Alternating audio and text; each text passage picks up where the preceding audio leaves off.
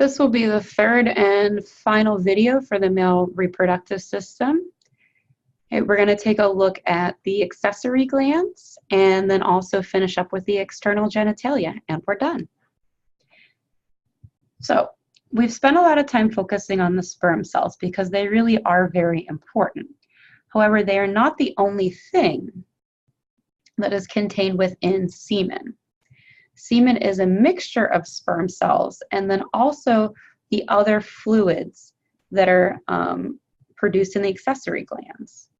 So it turns out that sperm only makes up 10% of semen. Now, let's not get this wrong though. There are a lot of cells there, right? We have that whole football field of seminiferous tubules stretched out end to end, constantly making sperm cells. So in each milliliter of ejaculate semen, we're going to have 20 to 100 million sperm cells. Average ejaculate's about 3 milliliters, so we need to multiply that number times 3. That's about 300 million sperm cells in each ejaculate. So there's lots of cells in there, but only 10% of that fluid volume is those cells. So we find that the seminal vesicles and the prostate gland actually produce a lot of fluids. Let's take a look at these structures. So we have, once again, this posterior view of the male reproductive structures, right? We have our bladder here for reference. Okay, we can see our ductus deferens here and that wider portion, that ampulla of the ductus deferens coming into the ejaculatory duct. The new thing that we need to look at is the seminal vesicle. So this structure right here is also emptying into the ejaculatory duct. So sperm cells never move through the seminal vesicles. Seminal vessels just get mixed in with them within the prostatic urethra at the level of the ejaculatory duct. Don't forget there's 2 of them, just like there are 2 of most of these structures. Now the prostate gland itself is also an accessory gland. So it makes its secretions as well, and it's going to be able to, just through the walls of the prostate gland and then into the prostatic urethra, mix its secretions as well. Let's talk about these fluids. So the seminal vesicle fluids actually account for 60% of what is in semen. This fluid is sticky, it's a little bit yellowish, and what's most important is it's very nutrient rich. The sperm have a journey to go on. They're going to have to start swimming once they reach the female reproductive tract, and they're going to need energy. The fluids from the seminal vesicles is their food source. It's got lots of nutrients, lots of fructose sugar, lots of energy for them to carry with them. The prostate gland, about 30% of the secretions contained, it's more of a thin, milky fluid. Keep in mind these sperm cells have to swim. So the seminal vesicle fluid is very sticky. The prostate fluids are thinner, kind of water everything down and create an environment that's much better for swimming. Now we have one more gland to talk about, but it does not contribute to semen, right? Just the sperm cells, seminal vesicles, and prostatic secretions are going to make semen. Bulbourethra gland, okay, these little guys, let's take a look at them. They are 2 tiny little glands that are positioned within the membranous urethra, and they're going to secrete their secretions into the urethra as well. They make what's called pre-ejaculatory fluid. Let's think back to the idea that this is a shared structure, the urethra, in males. Men are going to both pass urine and semen through the same tube. It turns out urine is very acidic, and that can be very damaging to sperm cells. So what needs to happen is we need to neutralize the acid of the urine with a secretion here.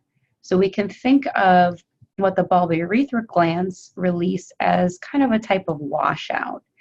They're going to clean out the urethra. A few drops of fluid will be released, Right? This is noted during the human sexual response. This is a pre-orgasmic emission, pre-ejaculatory fluid, just those few little drops of fluid that come out before we go through the entire human sexual response cycle.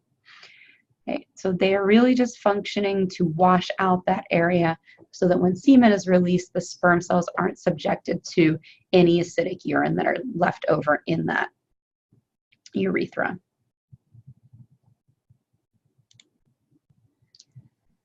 Okay, before we finish up with our final structures, let's just take a little moment to talk about prostate problems, really prostate cancer. This is the #2 deadliest cancer in American men, and I have a feeling it's going to move to 1 at some point. A lot of the most deadly and terrifying cancers are reproductive cancers. They're challenging to treat, and we also have a lot of cell division and a lot of use in these structures. While testicular cancer was a young man's problem, this is an old man's problem. Okay? I think if men lived long enough, everyone would get prostate cancer. We start to see incidence and early detection at about 50 to 60 years. Men of African descent, this onset is a little earlier. Please get yourself checked at 40 years of age. Right. Again, not everyone's going to get prostate cancer 40, 50, 60 years, but if you all live long enough, right, I think you're all going to get it, right? If we all lived 100, 110, 120 years, eventually your prostate is going to develop cancer. Screening and detection is really important because this is a deadly cancer. We want to make sure we're getting treatment as early and as often as we can. So let's look at the figure here. We've got 2 prostate glands. This little one here is the healthy one. I can see the prostatic urethra in there. You can see about the shape and size of the tissue. This prostate gland is obviously increased in size, and then I can see these solid masses in here. These are the tumors, right? They're looking very abnormal and taking up lots of space here. So that's concerning. The problem with the male system is it is a challenge to reach the prostate. So the old method of screening is what is called the digital rectal exam. Because of the position of the prostate in the male body, it can be reached and palpated through the anal canal. Digital refers to finger, so that's the finger of your clinician, and they're going to have to insert their finger into the rectum to try to feel the back of that prostate. If it feels enlarged or if it feels lumpy, right, that's a positive test result, and that is concerning.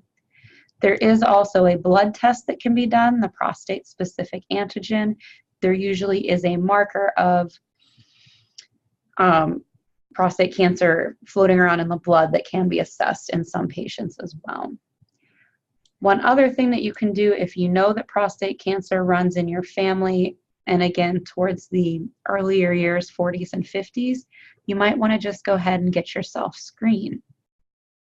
The BRCA gene often indicates a high risk for reproductive cancers. It was actually discovered to have linkage to breast cancer. That's what the BR refers to, breast cancer.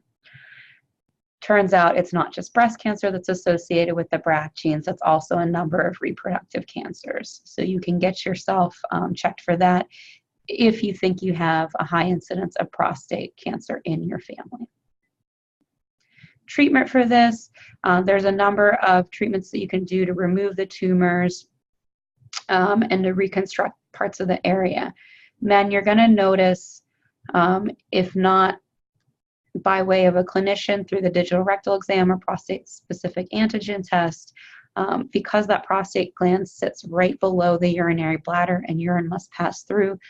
If you're experiencing any trouble urinating or ejaculating, that's going to be a clue to go in and get yourself checked. Let's move on now to the last little bit that we have to cover here, the external anatomy.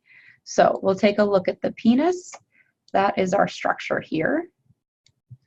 And we can divide it up into a couple of basic parts. Okay, we have the body of the penis, which is the most obvious, seen from the outside of the body. We actually have the crus. This is an internal structure that is anchoring the penis to the inside of the body. And then finally, the tip of the penis is called the glans. Okay, that is the very edge of that structure and is covered by what's called a prepuce.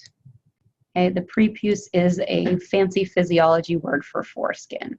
So that structure is covering and protecting the outside of the penis. If we take a look at the internal anatomy, this is where the really interesting stuff is. We have a cross section through a penis. So if we just sliced basically right through the middle, right, cut through this way, that's what this view is. So now we can see these three cores of spongy tissue. You have two corpus cavernosa. Corpus cavernosa is referring to two of them. That's the plural. Cavernosum, if we just have one. And then we also have the corpus spongiosum, this third core of tissue. What these tissues do, they are very porous. They've got a big blood vessel. This deep artery of the penis is right in between our two corpus cavernosa. And what they're going to do is they're going to have the capacity to fill with blood. In order to achieve the male erection during the sexual response cycle, okay, we need to be able to bring blood flow to the penis to make it stiff and erect. That's what's going on here. Blood flow is what is driving, right, the erection reflex. Okay, so the corpus cavernosa, those will fill with blood, and the corpus spongiosum will also do the same, but to a lesser extent. Remember, the corpus spongiosum is wrapping the spongy urethra. Look, spongy, spongy. We can connect those ideas and link those words. We can't increase blood flow too much in the spongy urethra, or in the corpus spongiosum around the spongy urethra, because if we've had blood pressure increase really highly, we would actually collapse the spongy urethra and we wouldn't allow for any semen release. So there's got to be a slightly lower blood pressure, a little bit less filling of blood in our corpus spongiosum versus our corpus cavernosa, which there's less of a limit there to how much they can fill with blood. We'll come back to the sexual response cycle and more on that type of blood flow in later lectures. Okay, I want to make a comment about circumcision, and you will actually get to make comments about circumcision as well. You'll be doing your first discussion board this week. So I'm just going to introduce the topic, but there will be more readings and videos for you to watch. And we can kind of dissect a little bit of the controversy behind this. So the prepuce, right, we remember that's the foreskin. And in a healthy child, adult, an uncircumcised penis is simply covered with that foreskin. It's covering over the glands. In the United States, culturally, this tissue is often removed. In the Jewish faith, religiously, this tissue is often removed. And there are a lot of other reasons, health-wise or not, that you might consider circumcising or not circumcising. So a huge pro for this, a reason to get circumcised, is it does reduce infection. Those tissues beneath the foreskin, they create secretions. It keeps the tissue moist and protects the very delicate glands of the penis, but the secretions, the schmegma, can actually harbor bacteria and also viral particles like HIV. Those can cling beneath the foreskin and kind of get trapped underneath the surface here. So in areas where you might not have access to clean water, where you might not be able to bathe daily, okay, if you're in a country like this, if you're somewhere where HIV is rampant, like sub-Saharan Africa, okay, you can get HIV particles clinging underneath, right, that foreskin. So removing it absolutely does reduce infection. However, also having access to clean water and showering daily and practicing proper hygiene will reduce your risk of infection and harboring HIV particles. So there is this grand debate whether this affects sexual function. It is a very sensitive tissue, right, which is why the glands needs to be protected. But the glands will change and adapt and become more like the skin cells that are on your arms or leg or face and protect itself if there's no foreskin there. What's simply done in this procedure, we can look at this figure and just follow the dotted lines. Okay. A small incision is made, right, around the sides, the circumference of the penis. This is why we say circumcision. We're circumnavigating the penis. We're going around in a circle shape. That tissue is cut. It's stitched back up. And then we can see this is what a circumcised penis looks like. So you're going to be taxed with kind of weighing the pros and cons, the infection versus the loss of sensation, maybe gain of sensation, versus also some choice too. Okay? Who gets circumcised? At what age does this happen? At what age do you consent? What age do you have a choice? So there is certainly a bit of a topic to discuss there.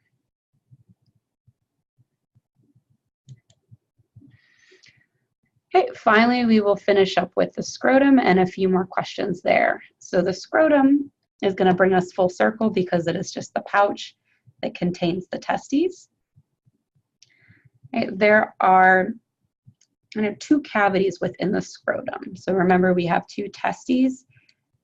They're hanging there from their spermatic cords, okay, and they are in their own individual sections of the scrotum. This gives a little bit of a nod back to some developmental structures that we haven't talked about yet, but we are really starting out all the same. Okay, as we look at the female structures, I'll point out what structures are analogous or homologous in males. And then we'll do a sexual differentiation lecture in the third week where we kind of compare and see how one structure grew into one shape or another.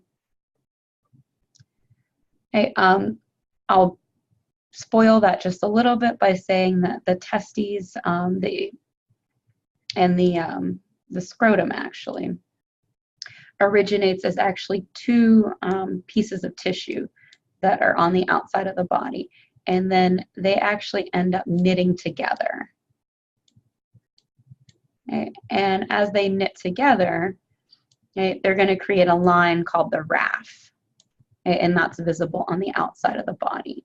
In females, we have labia, okay, and the labia structures remain open in females. So in males, you can imagine those two labia or labioscrotal folds, as we call them early in development, coming together, creating that structure.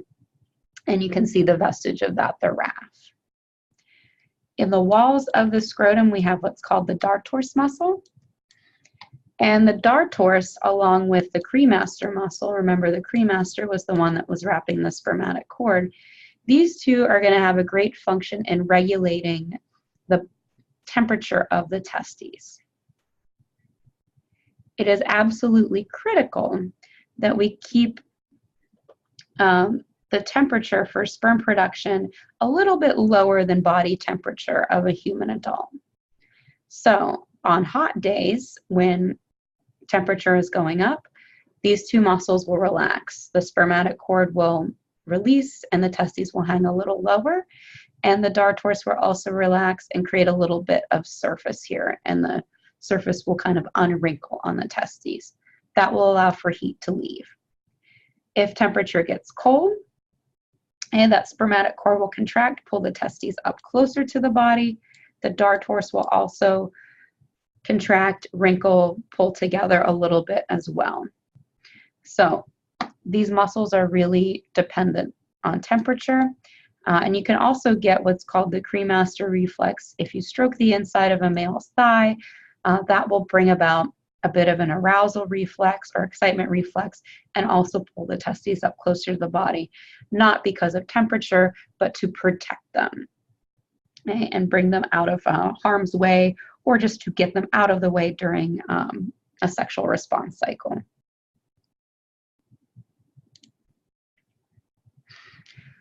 I want to leave you with one kind of interesting question to think about. Why do we have a scrotum?